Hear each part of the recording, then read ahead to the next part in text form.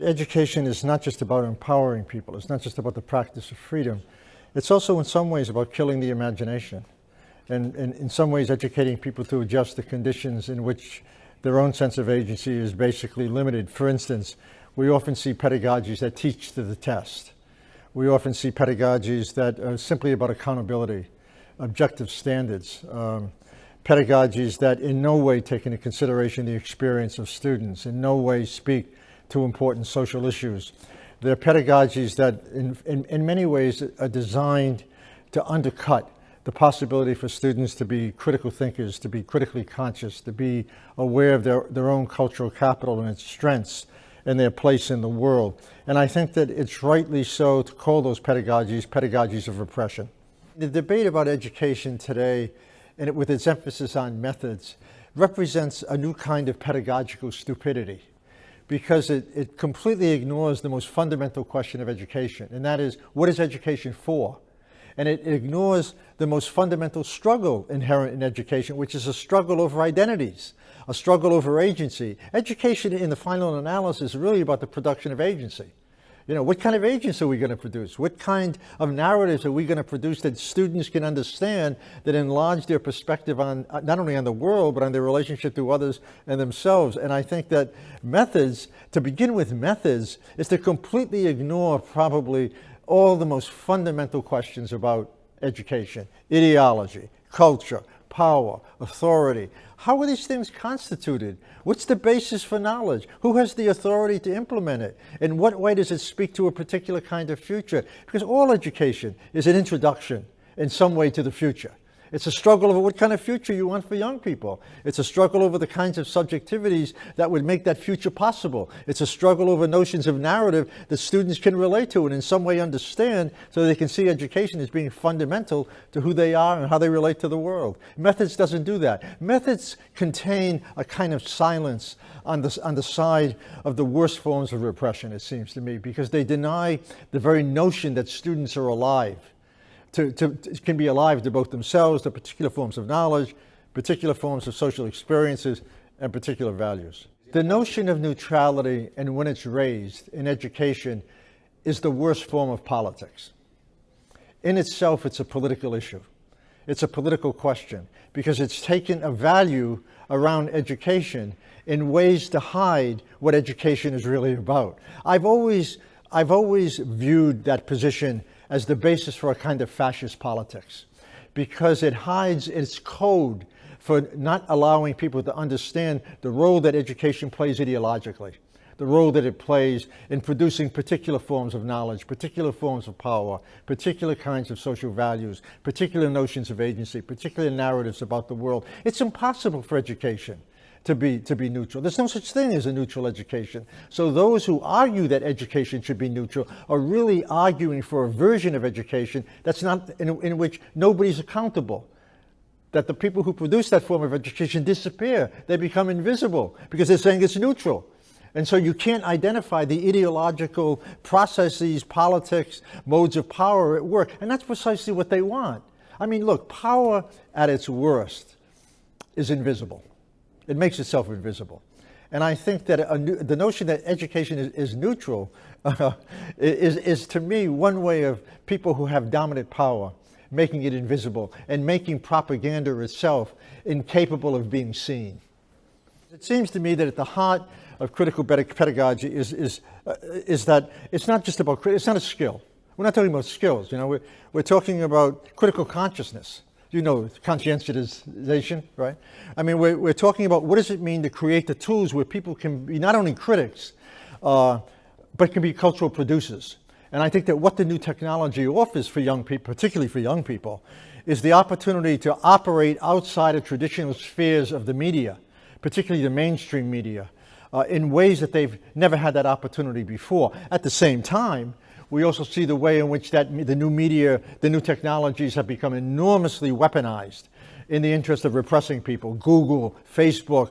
I mean, these are really increasingly technologies of surveillance. That's basically what they are. But that doesn't mean that there aren't enormous possibilities for these technologies to be used, and we've seen them used in relatively progressive and radical ways. I mean, my theory about those technologies is that we have to judge them within the societies that are using them according to very specific values. So it's not that the technology alone, produces very specific relationships. They operate according to the values that basically align with certain modes of power to put into play how those things would be used. Selfies, selfies are the mirror of neoliberalism, right? I mean, but selfies don't have to be. Disabled people can project modes of representation that dignify who they are. It's a struggle. All of these technologies are part of a larger struggle over cultural politics. In the beginning, when these technologies emerged, there was a kind of romanticization about these technologies, saying that this is the new democracy, right? Because they divorced those technologies from questions of power and the concentration of power, and how the concentration of power can basically absorb almost anything in a capitalist society, particularly a neoliberal society.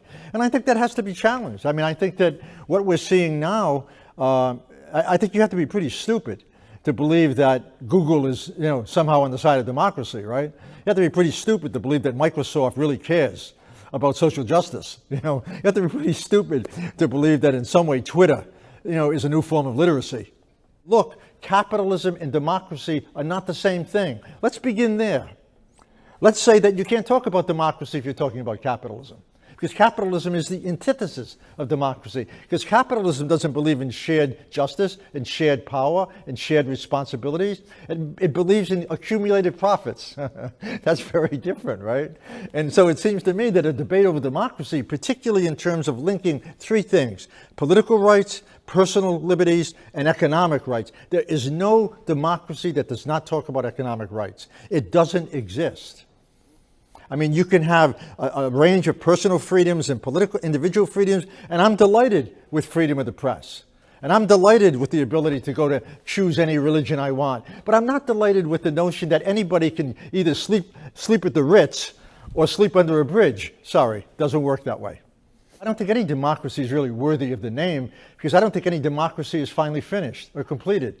I think that what democracy is, and what I like about it, is the fact that it represents an ideal in which no society is ever just enough. The concept at its best means it's unfinished. It's never fully completed. You always have to work at it. It's always a site of struggle. Gramsci says, he uses a term called the interregnum.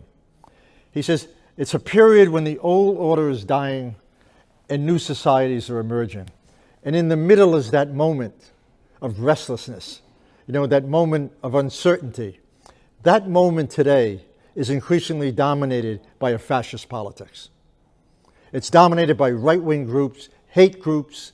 It's dominated by people who hate immigrants, who hate refugees. It's dominated by neo-Nazis. It's dominated by white nationalists. And we need to be aware of that. I mean, we need to be aware that the language of democracy has been undermined by neoliberalism, by the hedge fund operators, by the capitalists, and we haven't been able to recover. And so now we talk about illiberal democracy. We say in Hungary, in Poland, we say things like, we need a democracy means that you have security, but you don't have freedom.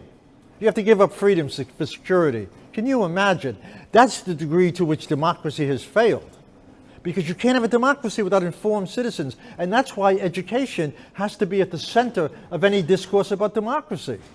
And it isn't. And I think that's where the left has failed. The left has failed around education.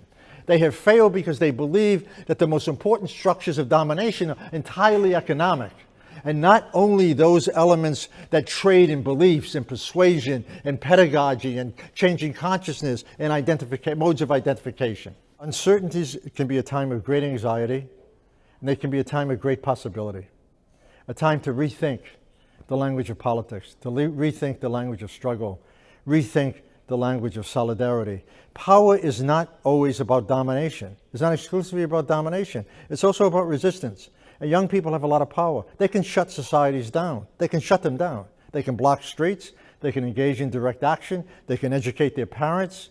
They're a potent political force. And I think that what they need to do is to recognize themselves as a potent political force. And I think they need to act. Because I think that a discourse of anxiety should give way to a discourse of critique. And a discourse of critique should give way to a discourse of possibility. And a discourse of possibility means that you can imagine a future very different from the present.